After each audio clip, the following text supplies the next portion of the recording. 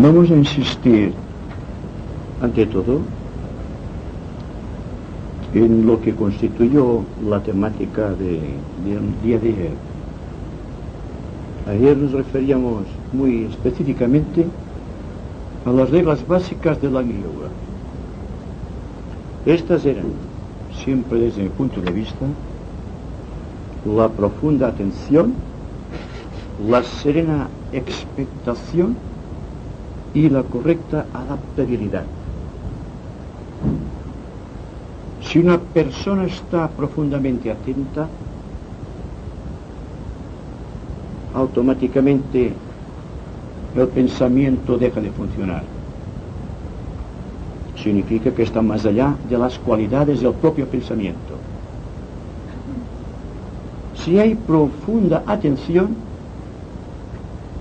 dentro del ser se suscita un anhelo imposible de definir, un impulso irresistible. Y este impulso irresistible se demuestra en forma de serena expectación, esperando pero sin esperar. Es un suave vivir, sin tensiones. La mente ha quedado apacible. Todo nuestro ser se ha vuelto exquisitamente vulnerable. No hay resistencia, no hay pasión. Solamente existe atención. Una atención tan formidable que ha logrado conectar al individuo con sus raíces espirituales más profundas. Más allá del propio pensamiento existe la mente, que es el campo donde se fraguan los pensamientos. Más allá de la mente existe el pensador, y más allá del pensador está tratándose de expresarse la facultad de pensar, que es inherente a la vida del propio Creador.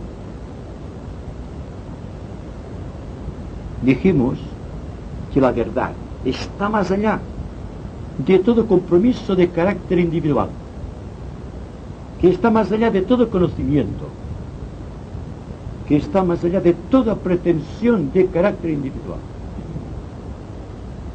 Es decir, que para poder captar la verdad no podemos utilizar el sistema del propio pensamiento, sea cual sea su plenitud, sea cual sea su intensidad, sea cual sea su propia evolución.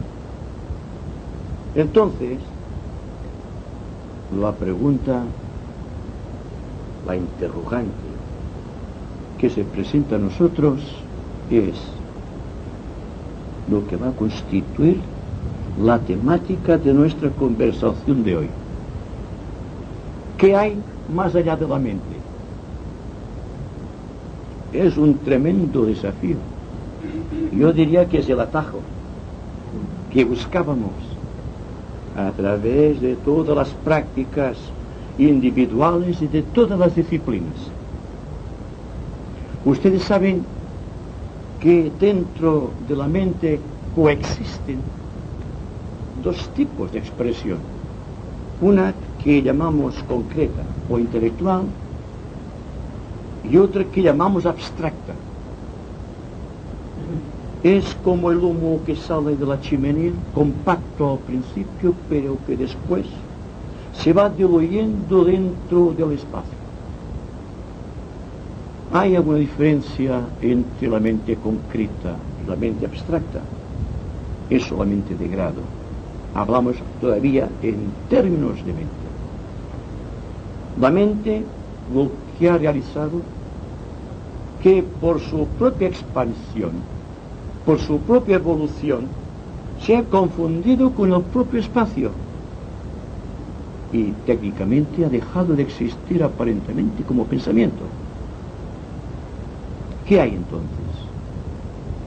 cuando el pensamiento se ha diluido dentro de la profundidad del espacio, ¿dónde está el pensamiento? O, enfocando la pregunta de otra manera, ¿nos aprovecha en algo el pensamiento? El pensamiento nos ha llevado hasta este punto. Y después de este punto, ¿qué es lo que hay? Y ahí el tremendo desafío de nuestra era. Y estoy muy convencido de que estoy hablando a un grupo de aspirantes espirituales sinceros y realmente con deseos de aprovechar las energías cósmicas a las cuales hicimos referencia. ¿Cómo llegamos a este punto? Por la meditación, por el yoga, por las buenas acciones. Fue un sinnúmero de acontecimientos, fue un sinnúmero de cosas los que nos llevaron a este punto de tan elevada trascendencia que más allá de sus fronteras solamente podemos concebir algo inconcebible: Dios, o la inmortalidad, o la eternidad, como ustedes quieren llamarlo. Llegamos a este punto más allá del cual existe el misterio impenetrable, a través de la aspiración superior, a través de una mente analítica discernitiva, a través de la sensibilidad del corazón, y todo esto unido al propósito inicial que está en todos los seres de evolución, creó dentro del centro ajna, del centro del entrecejo, un punto iluminado de tensión creadora en progresión constante hacia el centro coronario. Igual que hace la araña que se transporta por el hilo que está segregando de su propio cuerpo, nuestra mente segregó el hilo luminoso de contacto entre el centro ajna y el centro coronario, que llamamos el antakarana. El antakarana es la proyección de este propósito venciendo la resistencia de los vehículos. Fundamentalmente el vehículo físico, el cerebro, con su conjunto celular, altamente especializado en los aspirantes espirituales de nuestros días. Se tuvo que vencer también la inercia del propio elemento que llamamos mente. Y digo elemento porque la mente en su totalidad constituye un cuerpo con plena conciencia y con plenos poderes, y por lo tanto con capacidades de reacción contra nuestros intentos. Hemos tenido que vencer la resistencia del elemental constructor de la mente o del cuerpo mental para llegar a este punto donde el pensamiento prácticamente se ha perdido y que prácticamente ya no podemos recuperar. Entonces, nos sirve el antakarana para vencer ya esta frontera o quebrantar la frontera más allá del cual existe el misterio impenetrable del propio Dios. En todo caso, ¿hasta dónde llega el antakarana? Y el antakarana, cuando llega a cierto punto dentro de su proyección, que va del centro del entrecejo hasta el centro coronario, venciendo todas las resistencias impuestas por la tradición, por las costumbres o por el propio estado de evolución, hace un punto crítico, realiza una ecuación de valores universales, y el ego se pregunta: ¿qué es lo que voy a hacer tal? Porque lo que se intenta de este momento en adelante es progresar más allá del antakarana, se dan cuenta de lo que esto significa para nosotros, que hemos pasado tantos siglos creando la antacarna. Viene a ser de una forma muy similar a lo que realiza el Arat en la cuarta iniciación, cuando debe absolutamente destruir el cuerpo causal o el cuerpo de luz, según lo vio Pablo de Tarso. Es decir, que hay que quebrantar la belleza impresionante del estuche causal, de la misma manera que existe un dolor al quebrantar este cuerpo causal para que el ángel solar sea liberado de sus cadenas de tantos siglos. Así también ocurre cuando llegamos a este punto crítico, más allá del cual el antacaraña no nos sirve. Cuando estamos en silencio y argumentamos acerca del silencio, nos agarramos sutilmente al antacaraña. Ya estamos presos nuevamente en nuestra propia creación.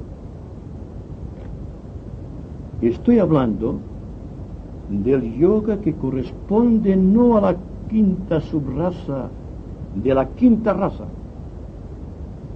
Estoy refiriéndome, seguro de que hablo aspirantes espirituales, tengo mucho interés en repetir esta frase, de algo que está más allá de las posibilidades de las gentes corrientes y quizá de muchos y muchos aspirantes espirituales.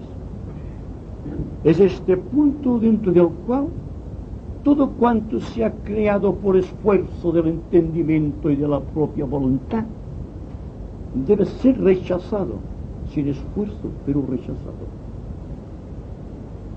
¿Y qué vamos a hacer también? Cuando el último baluarte ha sido vencido y enfrentamos esta dolorosa inseguridad que precede la iniciación,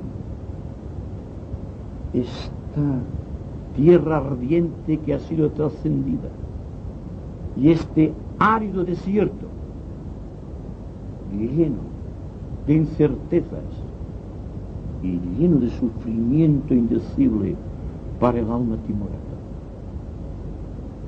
Cuando la persona se encuentra en este trance, solamente tiene dos opciones: progresar hacia adelante, venciendo las últimas resistencias impuestas por la ley de la evolución, o volver de nuevo al pasado con esta penosa sensación de haber perdido el tiempo.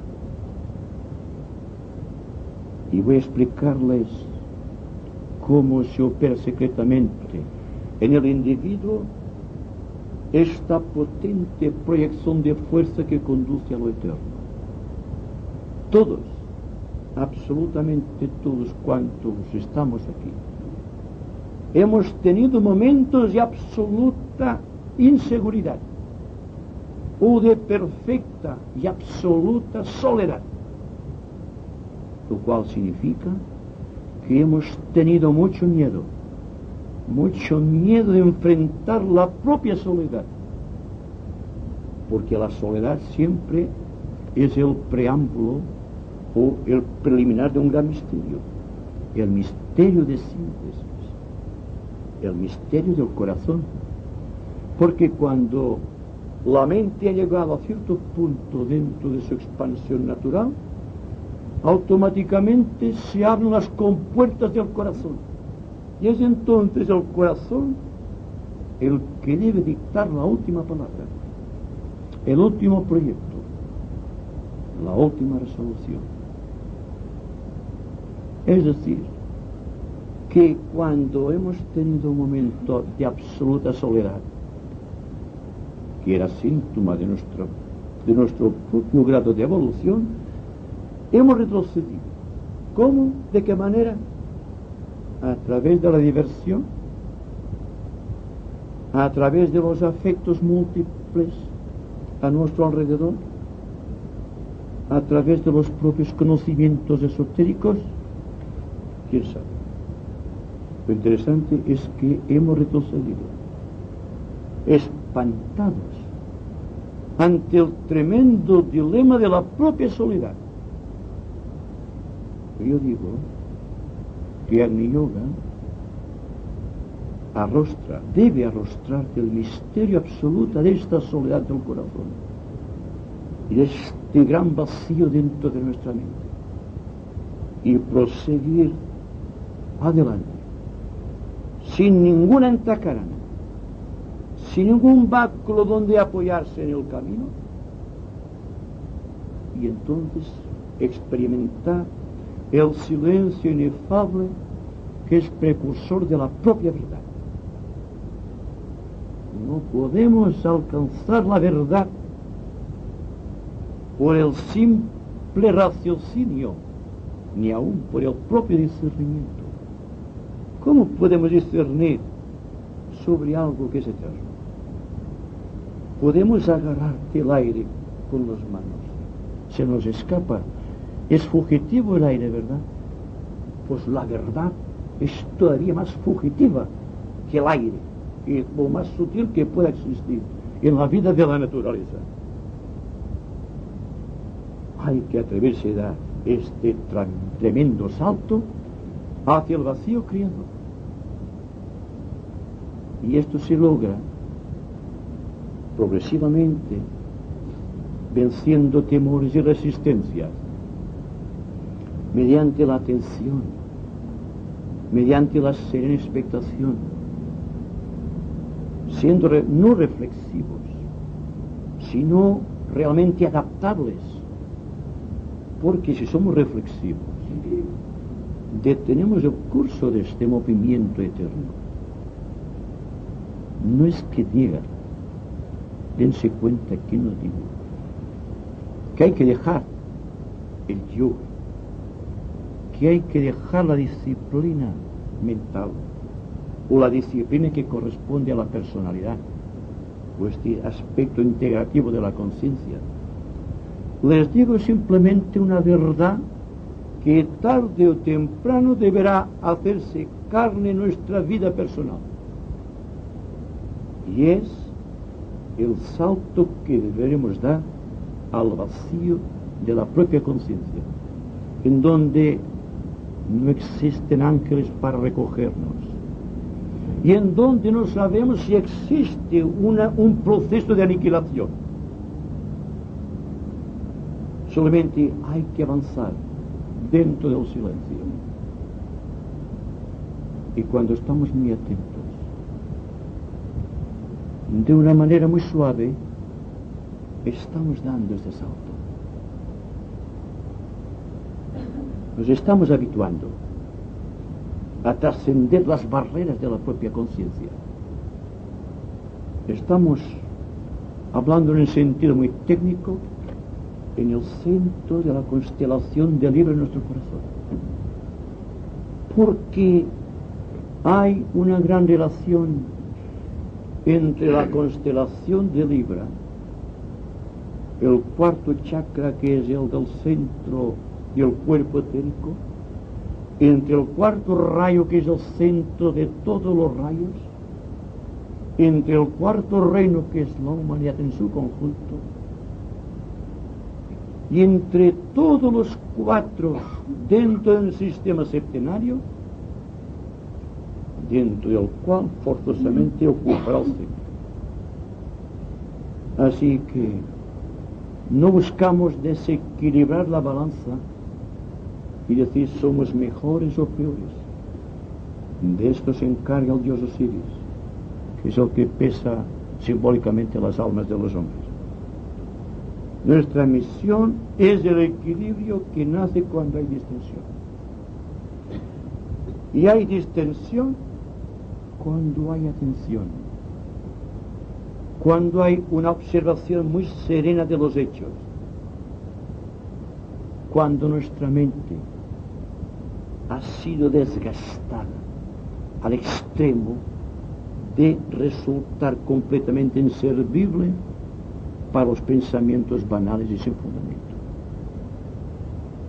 Primero, se elimina el pensamiento concreto dentro de esta progresión del antakarana. Después el pensamiento se va sutilizando, los espacios entre pensamiento y pensamiento son cada vez más distantes. Y sin quererlo ni pretenderlo, solamente por el hábito de la atención, estamos penetrando en los reinos sagrados de Samadhi. Samadhi es la absoluta integridad que puede alcanzarse a través de no importa qué sistema de yoga. Pero sea cual sea el yoga, deberá llegar del alma a un estado de tal extrema sutilidad y, si ustedes me lo permiten, de tal absoluta nadencia,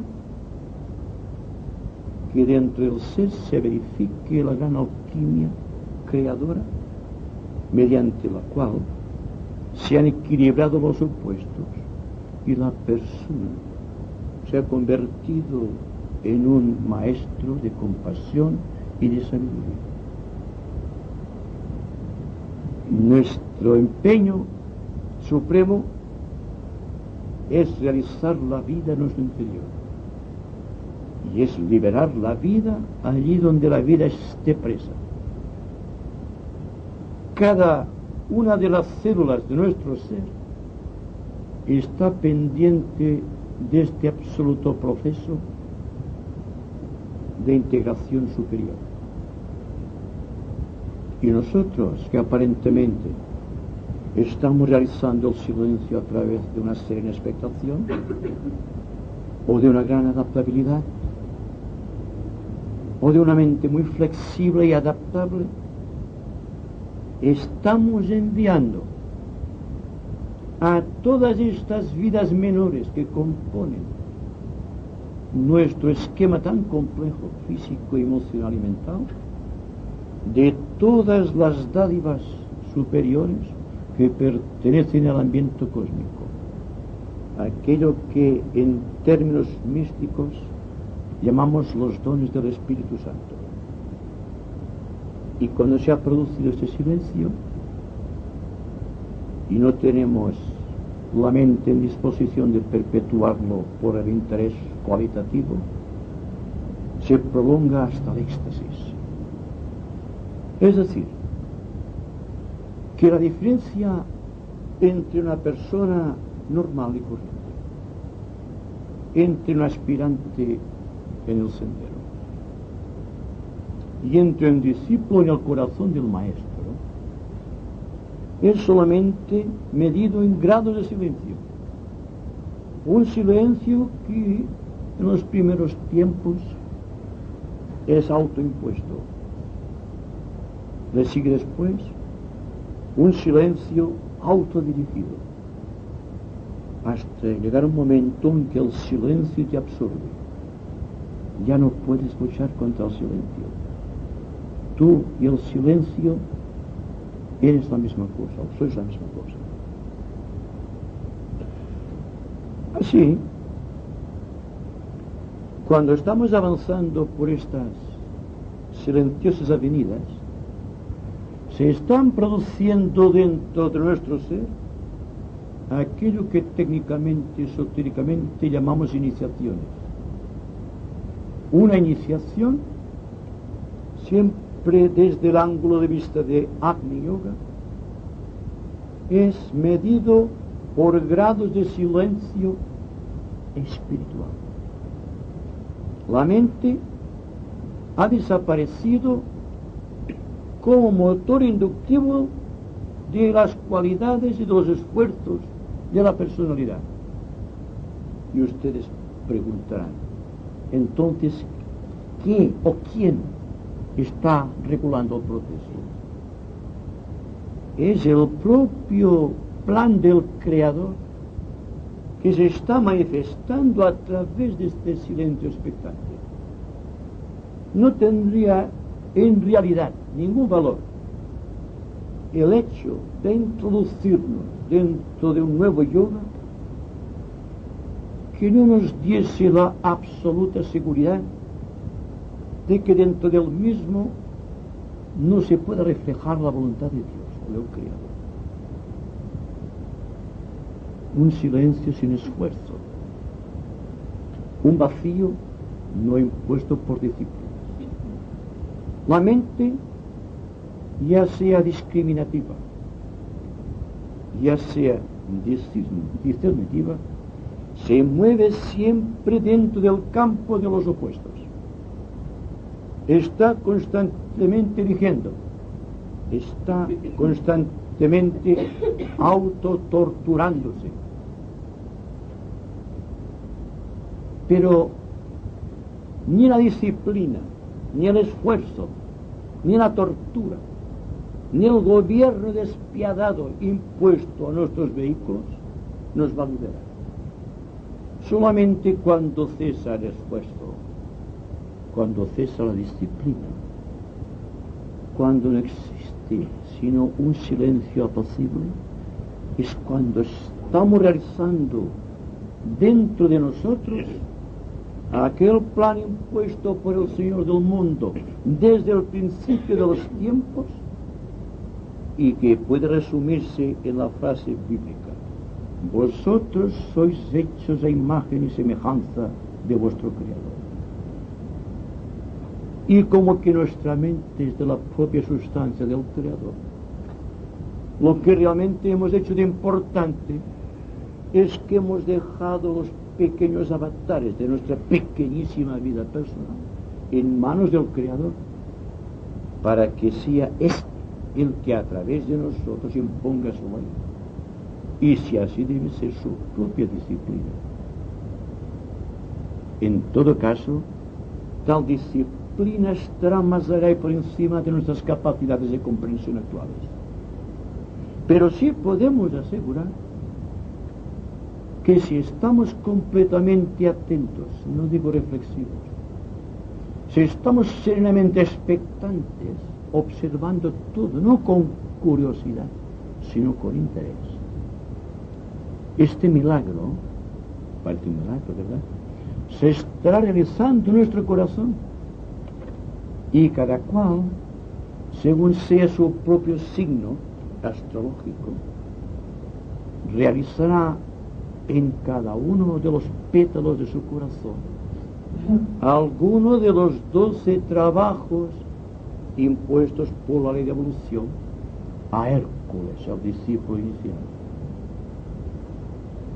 Hay que partir del principio de que Hércules somos nosotros. Y si existió Hércules históricamente, no tiene una importancia capital. Desde el momento en que todo avatar ha aparecido en la esfera de relaciones sociales, ha sido siempre una dramatización psicológica para que la humanidad aprendiese a gobernar algún principio. Ya puede ser Hermes, Buda, Cristo, Lao Tse, Confucio o todos los grandes maestros conocidos de la jerarquía. Se trata de un proceso natural dentro del cual el que más pierde es el que más se esfuerza. Y sin embargo todo el mundo se esfuerza. Y yo me pregunto si ustedes en este momento se están esforzando. Simplemente están atentos, no están reflexivos, no discuten el estado, ni discuten las palabras del orador, están simplemente escuchando muy atentamente. Y ese escuchar atento, y este visualizar atento, y este vivir atento es la liberación.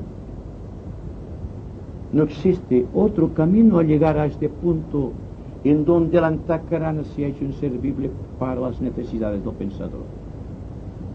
El pensador está operando de muchas y diversas maneras sobre el equipo de la personalidad.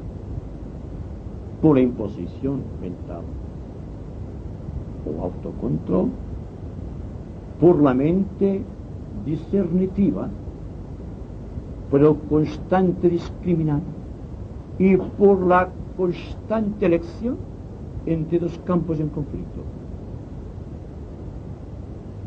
Es decir, debe llegar un momento en nuestra propia vida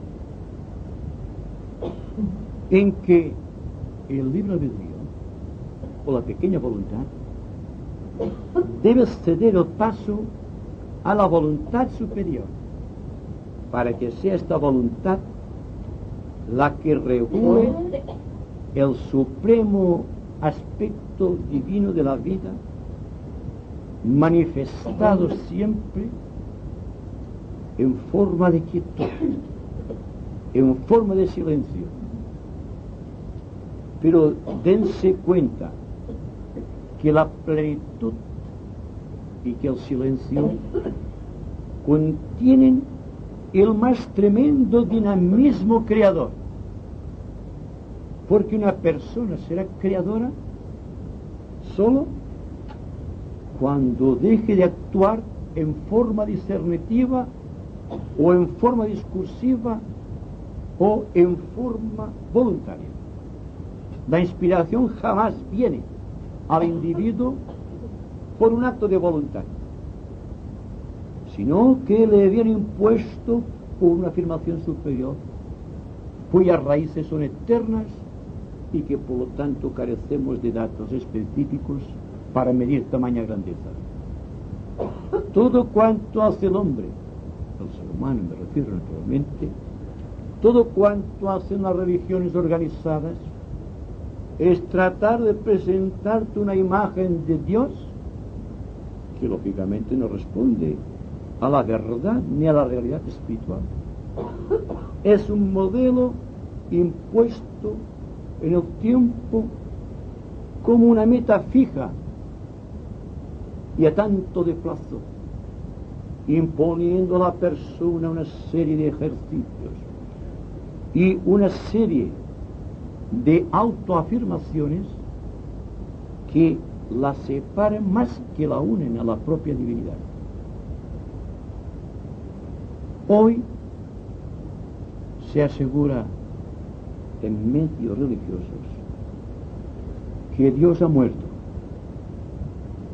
y Dios, tal como lo han presentado las religiones hasta este momento, ha muerto.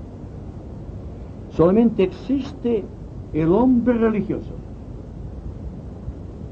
no el hombre o la mujer que están dentro de una religión tratando de seguir los ritos de aquella religión, imponiéndose ciertas disciplinas y pensando en una recompensa en el futuro.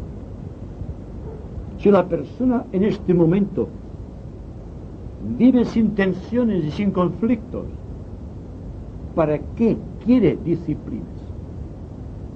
Si todo lo que trata la disciplina es de torcer los recursos espirituales del ser, si comprendemos este pequeño motivo, nos daremos cuenta, ya utilizando cualquier sistema de yoga o no utilizando ninguno, viendo apaciblemente la vida como se desliza a nuestro alrededor, tratando de observar las cosas, que es la forma más completa de comprenderlas. Porque no comprendemos, porque no nos fijamos, porque no estamos atentos, porque no observamos con la debida integridad mental y espiritual. Para llegar a un punto dentro de este absoluto vacío al cual nos hemos lanzado, en que realmente existe una entidad desconocida, que hasta aquí solamente había sido un objeto discursivo o un objetivo de una personalidad que está tratando de disciplinarse dentro de un otro sistema de meditación de yoga. Y me refiero exactamente al ángel solar, o al yo superior, o aquel que está más allá de la mente, porque los últimos tramos del Antakarana, por su propia sutilidad, cuando se quiebran en el espacio, creando una curvatura que se funde en lo eterno, estamos ayudados en este intento por aquel que durante millones de años ha sido la vida y el testimonio de luz de nuestra existencia. Claro que cuando les hablo de Agni Yoga, y estoy diciendo al propio tiempo que el Antakarana, igual que la mente discursiva, se hacen innecesarios para los planes del pensador, hago mención muy solemne y subjetiva, ojalá pudiera ser objetiva, sobre un destino más allá de la concepción del hombre, que viene encarnada en esta entidad, el ángel solar, el Dian Shoan, tal como lo define Madame Blavatsky en la doctrina secreta, que es el que realmente nos acompaña en los últimos tramos del sendero, cuando hemos ejercitado la mente en la plenitud del vacío creador y cuando ya la soledad no nos asusta. Es análogo este aspecto, vuestra actividad del ángel solar, a la del ángel o deva, que en el momento de la muerte física de cualquier ser humano se cuida de romperte el cordón plateado. Este ángel libera al hombre y le conduce hacia el mundo astral. El ángel solar, dentro de su inmensa medida universal, hace lo mismo en una etapa muy superior, iniciática, trasladando al alma más allá del conflicto que existe en los pares de opuestos, cuando ya se ha equilibrado la balanza de Osiris y el hombre penetra en el gran vacío, en la gran inseguridad del cosmos. En cierta manera está rompiendo, como si fuese el cordón plateado, el cordón antacaránico, y el alma penetra entonces en el gran vacío y se convierte, por obra y gracia de su propia necesidad cósmica, no digo de su esfuerzo, en un iniciado. Y esta iniciación se repite a través del tiempo. Y siempre habrá una entidad superior, la que regule el trabajo que el alma ya no puede realizar porque ha perdido por completo la necesidad del esfuerzo hacia los mundos de trascendencia infinita que componen la existencia de los dioses inmortales. Es, naturalmente, el paso de la inmanencia humana a de su absoluta trascendencia. El hombre hasta aquí había vivido encerrado en su propio ser y había construido una jaula creada por sus propios compromisos kármicos, por sus autodisciplinas, sus esfuerzos, sus necesidades psicológicas, por todo cuanto es esfuerzo humano.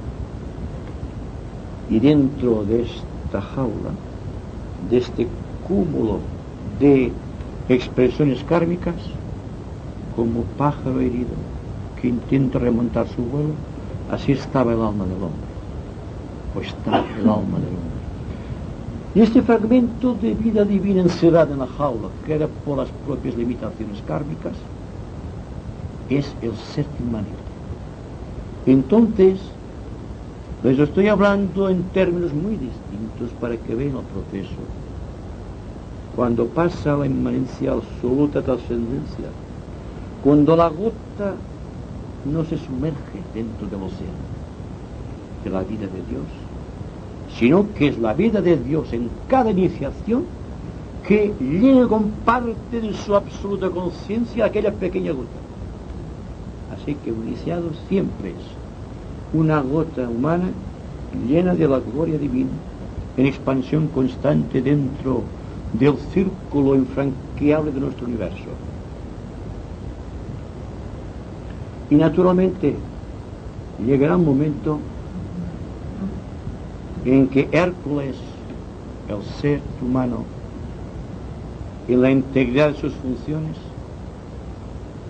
realizará el último de los trabajos dentro del propio corazón. Entonces aprenderá a vivir de acuerdo con móviles divinos y no de motivos humanos. El iniciado siempre está lleno de la gloria de la divinidad, pero está actuando muy eficazmente desde el ángulo de la jerarquía para beneficiar a todos los seres humanos, a todos cuantos decidan de una u otra manera vivir al amparo de esta realidad trascendente. Así que, como corolario de esta entrada de la conciencia humana dentro de este universo infinito de la divinidad y que llamamos iniciación,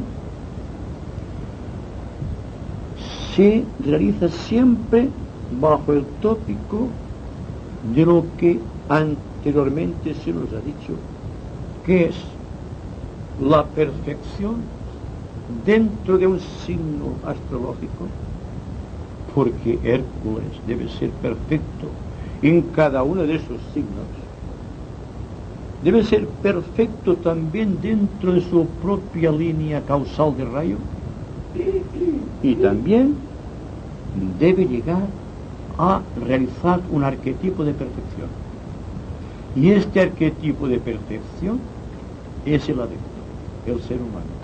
Así que todo cuanto perseguimos dentro del alma no es convertirnos inmediatamente en un adepto, pero sí que es penetrar dentro de la corriente iniciática. Dense cuenta que solo por el ejercicio de la buena voluntad del corazón, solo con una atención muy realmente impersonal, pero sin medida, potente, sobre todo cuanto ocurre dentro y fuera de nosotros, se puede ir realizando este arquetipo en nuestra existencia. Y tal como decía un maestro de la jerarquía, si quieres llegar a la iniciación, compórtate como un iniciado.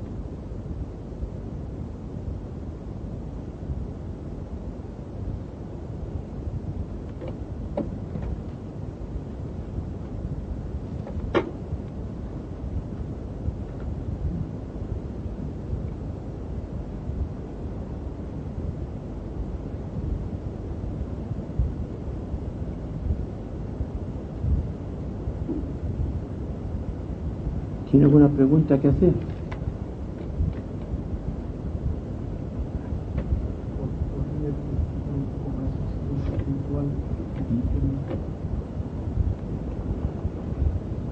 El silencio tiene muchas etapas. El silencio es de grado. Desde el silencio físico meramente de palabras, al silencio de deseos, al silencio de pensamientos, hasta el último de los silencios, que es el silencio espiritual, al que usted se refiere.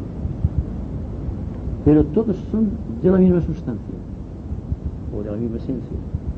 Es el grado de la amplitud del silencio. El grado de identificación del alma con estos grados de silencio, lo que matiza la plenitud del silencio.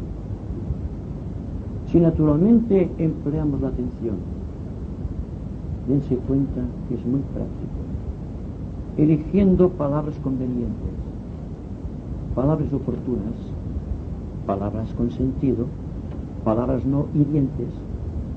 Esta atención gobierna el silencio de las palabras. Si nuestra atención en el transcurso de nuestra vida va dirigida hacia el deseo humano, hacia sus propias emociones, examinándolas, discriminando sobre ellas, tratando de buscar su fuente de procedencia, tratando de reducir su volumen a través de esta atención, está realizando un silencio típicamente emocional o místico. Y sobre este silencio místico se ha escrito mucho y a veces muy inadecuadamente, porque cuando una persona es muy emotiva o muy emocional, cuando su mente no es una mente muy discernitiva, pero es una persona de muy buena fe, de mucha bondad, y que sea autodisciplinada en el mundo emocional para producir un resultado, tenemos un santo de lo que nos habla la tradición, o una anacoreta, o un fraile en un convento, lo cual, dense cuenta, es una manera muy sutil de no querer afrontar la propia soledad.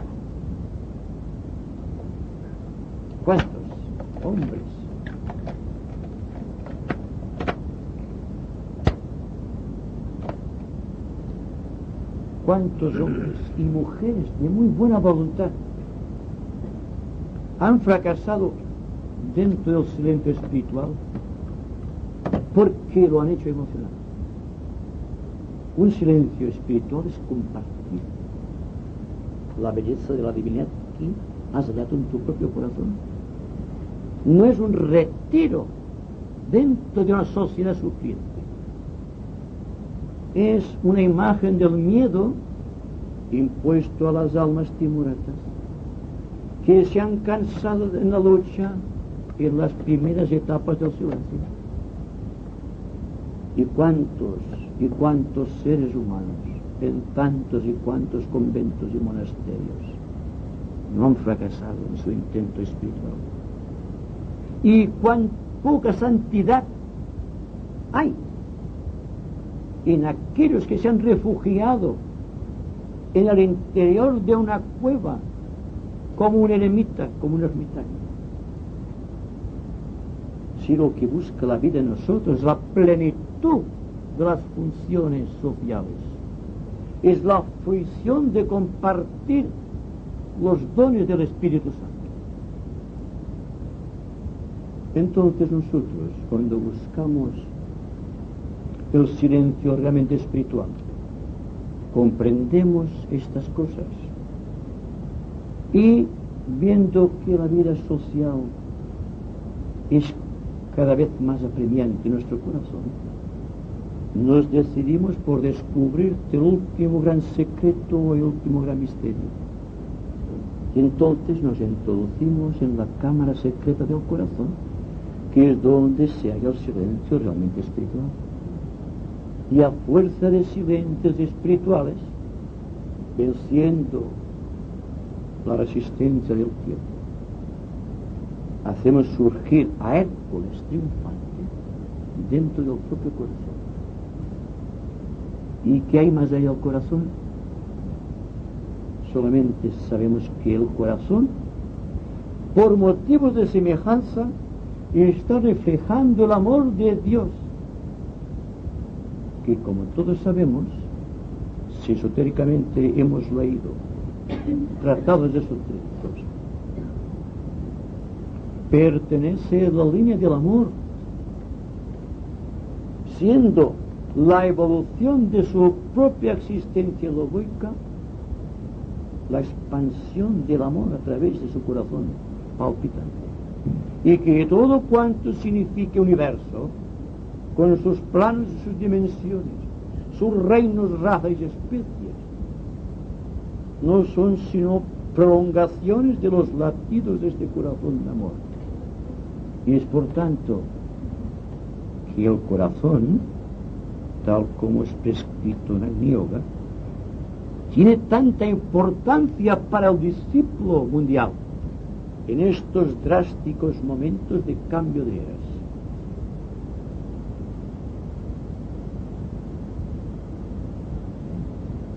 Usted ha hablado que cuando se observa el significado de la palabra, o lo que quiere decir, o así, se controla la parte emocional. ¿He entendido mal, verdad? O quisiera entenderlo bien. Sí, bueno, trataremos de aclararlo lo posible. Cuando la persona está simplemente atenta, no significa que va a estar atenta en una sola dirección, porque la persona tiene un cuerpo físico, tiene un cuerpo emocional y tiene un cuerpo mental. Y lo que busca es la integración dentro de un silencio que corresponde a cada vehículo. Es decir, una octava superior para cada vehículo.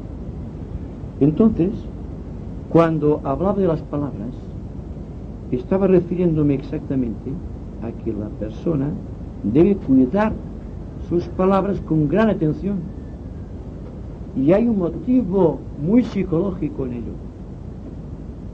Y según se nos dice, yo creo que viene avalado por la gran experiencia crística, cuando dice, hablando muy simbólicamente, el día del juicio os serán tenidas en cuenta incluso vuestras inútiles palabras. Se necesita un gran ejercicio del silencio de palabras. Además, desde un ángulo de vista muy psicológico y desde el ángulo de vista de la economía de fuerzas, que es un principio de este universo, cuanto menos hablemos, más energía tendrá nuestro ser para expresar el silencio. Es lo que no hacemos, ¿verdad? Porque hablamos más de la cuenta. Y el iniciado, porque es iniciado, solamente habla cuando debe y no cuando puede. Entonces, ¿qué es lo que hacemos nosotros? Hablamos cuando podemos, no cuando debemos. Y por lo tanto no somos oportunos, que como decíamos ayer, la oportunidad es la sabiduría que nace de la humildad del corazón. Es decir, si estamos atentos a lo que vamos a decir, no imponemos un control, estamos atentos simplemente. No vamos a decir, ahora voy a hacer esto, no. Estamos simplemente observando lo que vamos a decir, lo cual es un sistema yógico de la más elevada trascendencia, porque estamos atentos a algo que está muy directamente vinculado con el cuadro de relaciones sociales que podamos establecer en cualquier momento del tiempo. Si somos muy atentos en este aspecto, lograremos, primero, una gran ecuanimidad, una gran serenidad, y no nos equivocaremos tan fácilmente como lo hacemos. Porque cuando hay tantas ganas de hablar, ¿qué es lo que hay tras este movimiento reflexivo en hablar? Es el yo que trata de expresarse, que trata de glorificarse a través de las palabras. Entonces, si hablamos poco, si hablamos bien, si hablamos con conocimiento de causa, si hablamos sin afán de herir, estamos haciendo una obra realmente espiritual. Estamos introduciéndonos solamente por el poder sobre la palabra del aspecto iniciático de la primera iniciación. Es fácil, ¿verdad? Y además, como que las palabras no suelen ser solamente palabras, sino que una palabra suscita un deseo y un deseo suscita un pensamiento. Dense cuenta que por las palabras gobernamos el mundo emocional y gobernamos el propio pensamiento. Así que cada persona, cada aspirante puede trabajar dentro de la majestuosidad del silencio según su propia condición, según su propio estado. Agni Yoga está en todos los estados del ser, siempre y cuando el ser viva de acuerdo con esta ley, no con este imperativo, con este esfuerzo, con esta atención hacia todas las cosas. Llegará un momento que esa atención, que no es impuesta, será de tal elevada naturaleza que, como el pensamiento que se ha fundido en el mar del espacio, el propio pensamiento de Dios, que no tiene forma porque carecemos de medida para medir la forma del Creador, en forma de silencio penetrará en nuestra mente, en nuestros deseos y aún en nuestros sentidos.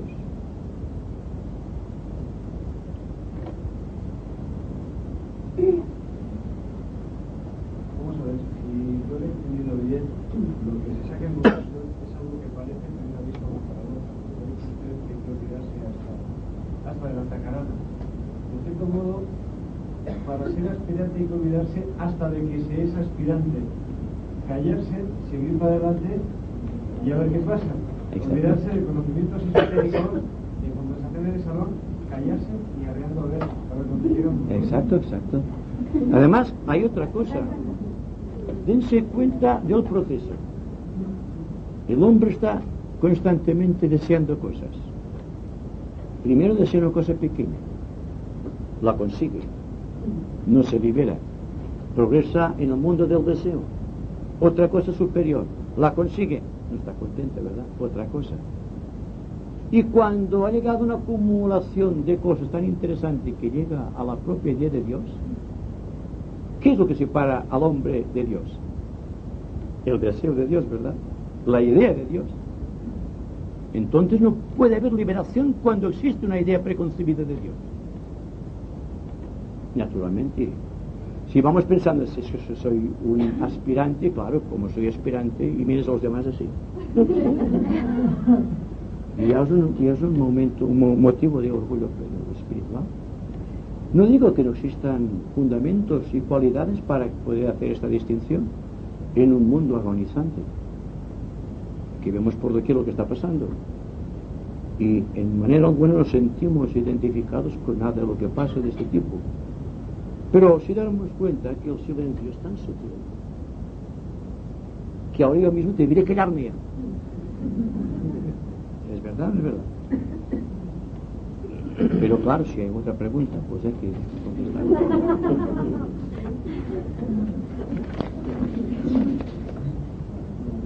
Pero relativamente.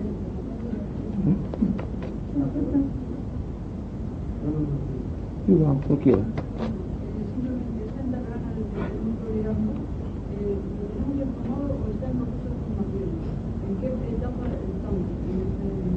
Yo creo que todos cuantos estamos aquí habremos creado algunos tramos dentro de esta tacarana. El miedo personal subsiste en cada uno de los tramos de la tacarana, porque cada paso que da el discípulo viene registrado por un gran momento de soledad interior. Lo que pasa es que la persona no atraviesa ese estado, vuelve atrás y da una vuelta y vuelve a seguir con la tacarana o entra de una curva, lo cual significa que ha querido engañar a Dios, pero a Dios no se le engaña naturalmente. Entonces, sea cual sea nuestro estado, lo que se precisa es soltar las amarras y no confiar tanto en la tacarana, porque la tacarana nos conduce a un punto, a una meta, a un objetivo, el que sea. Pero más allá de esto está la vida de Dios. Quizá Dios también tenga su propia tacarana, pero nosotros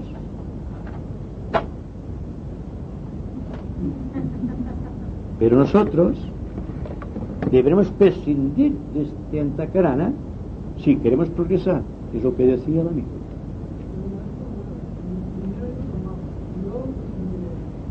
Estoy hablando, como decía, a un grupo de aspirantes que tienen formado ciertos tramos de Antacarana. La sutilidad del caso es que en cualquier momento del tiempo y del espacio podemos liberarnos del apego al Antacarana, si es que existe apego. De no ser así, continuaremos proyectándonos con o sin Antacarana dentro de la inmensidad de la vida de Dios, lo cual significa que habremos rebasado las etapas del aspirante espiritual del pasado y que estaremos en un plan de discípulos en el corazón del Maestro, aunque no tengamos conciencia, como debería ser, de que somos discípulos del Maestro.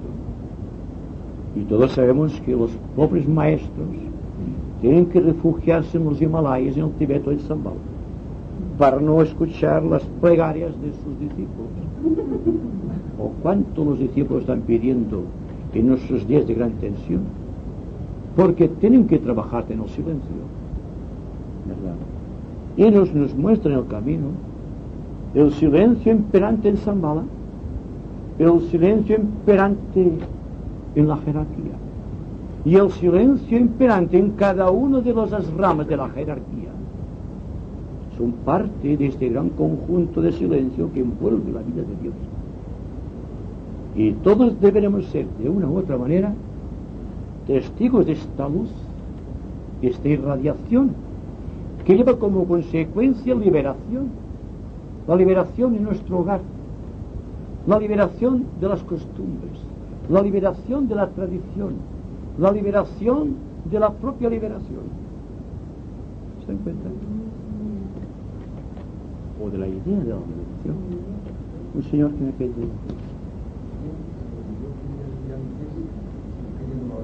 Que el activo también llegamos al punto de que todos caminos conducen a Roma, porque si el silencio es Dios, Dios es todo, no es solo el silencio, sino también la palabra. La palabra también es Dios. El verbo se hizo carne. Entonces, no solamente por el silencio se puede conseguir llegar a la divinidad, es la palabra también otro de los medios. ¿Sí? Cuando la palabra surge del silencio.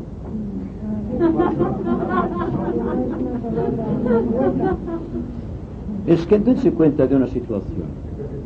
El verbo se hizo carne. Usted sabe lo que es el verbo. ¿Puede escribir el verbo, por favor? Describirlo como yo se lo voy a describir a usted el verbo. Usted lo puede describir el verbo. Usted habla del verbo, ¿verdad? De San Juan. Diga usted lo que es el verbo. Y de contestar, no es que yo debo saber cómo usted piensa para contestarle. Para mí la divinidad, Sí. desde el punto de vista, al aplicarla al verbo, es el don supremo que tiene el ser para expresarse y para llegar a los demás. Es una forma de expresión de la divinidad a llegar a sus congéneres y a otros planos. Entonces, para mí eso es el verbo. No es simplemente el hecho de pronunciar unos sonidos. El verbo es, para mí, es la forma de expresión, de expresar la armonía y vivir en ella. Para mí eso es el verbo. Usted tiene toda la razón. Lo que estoy diciendo, que la palabra es el don más grande que tiene el ser humano. Es como el dinero. Yo se cuenta si el dinero tiene una función o tiene una doble función, el verbo también tiene en el hombre, no en Dios, una doble función. O bien se pronuncia la palabra correcta o incorrectamente. Como el dinero se gasta correcta o incorrectamente. Entonces la palabra, para llegar al verbo, el verbo de Dios, alaum o alágase la luz del Creador, la persona debe estar tan místicamente lucido dentro del silencio que las palabras que surgen del corazón no pueden herir la sensibilidad de sus hermanos. Es decir, solamente cuando el hombre es capaz de pronunciar las palabras sin herir, es cuando puede hablar en presencia del Maestro, de luz en el sendero. Usted tiene razón, pero yo añado algo, y es que la palabra siendo el don más grande que tiene el ser humano, si no yo no podía comunicarme con ustedes, es sin embargo el arma más terrible que existe en manos de los hombres. Y que por lo tanto no se trata de si la palabra es útil o inútil, sino si refleja la vida de Dios o el egoísmo del hombre. Lo demás, de acuerdo en todo.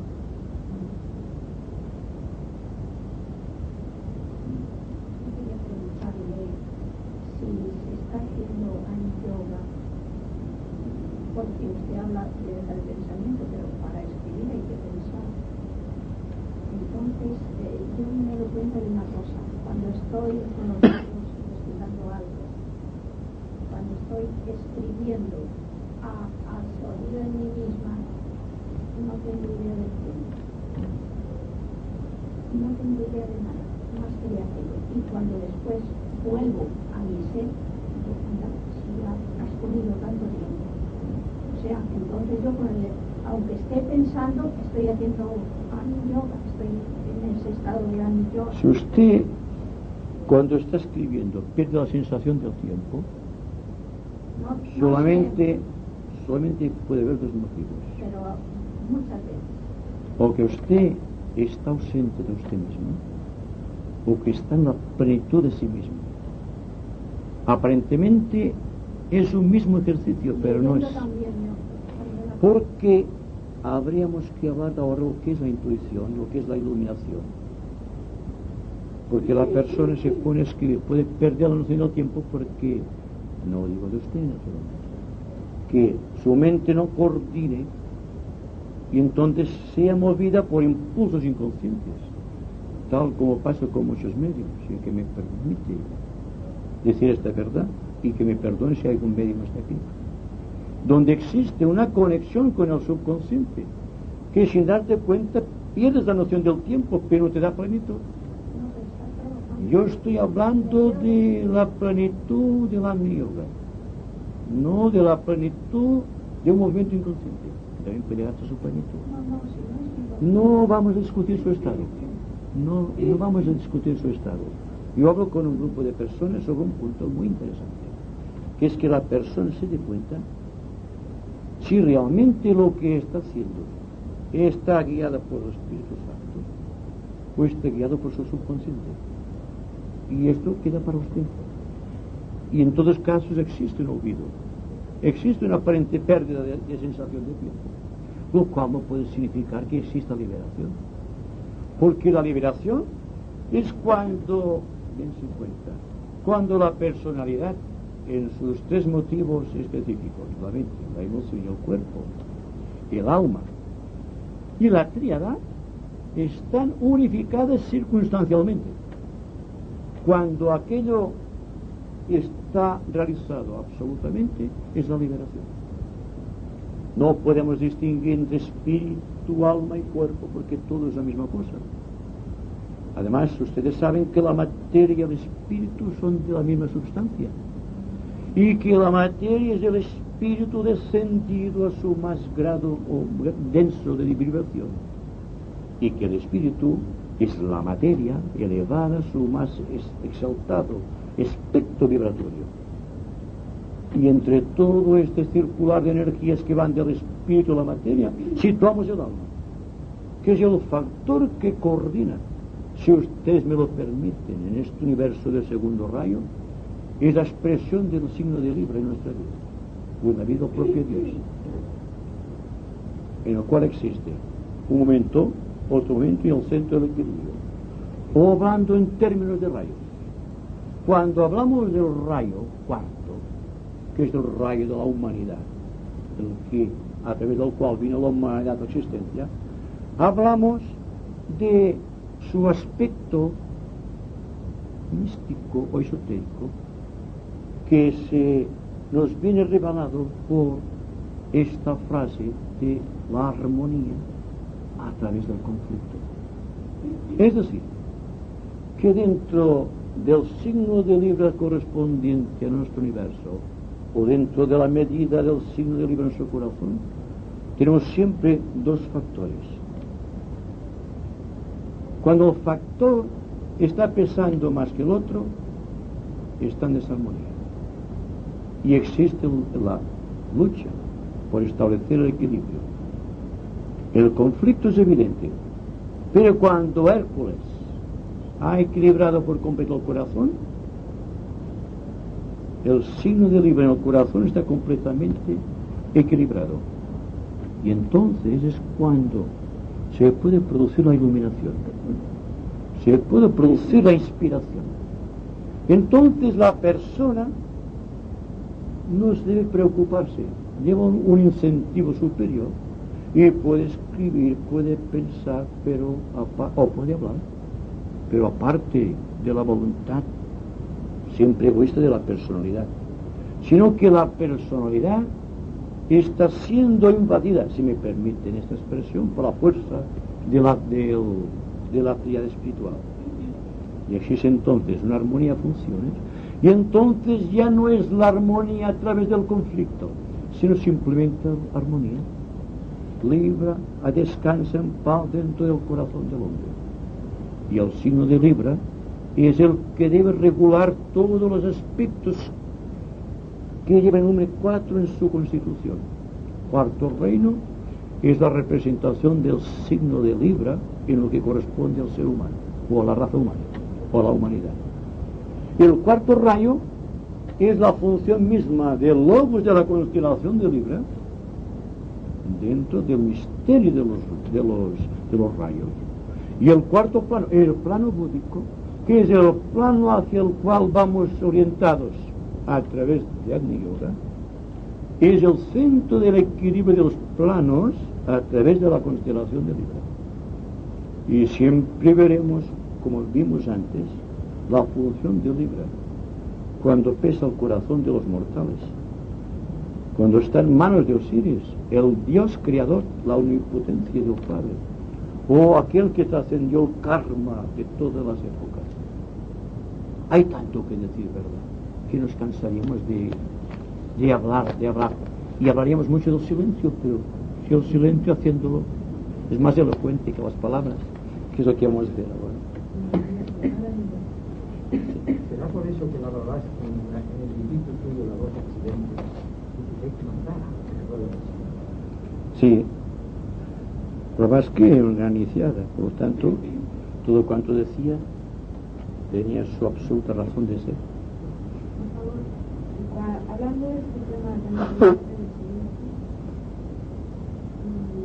este aspecto trascendental de todos los campos posibles,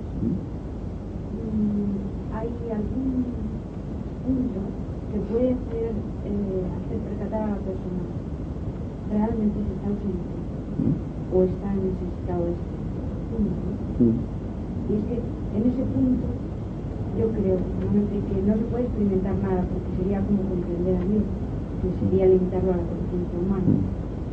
Pero después, cuando la persona se proyecta en la conciencia normal, sí que se sabe exactamente que si una persona ha estado fuera, que ha estado ausente de sí mismo o ha estado vivenciando esa potencia, esa energía vibratoria tremenda.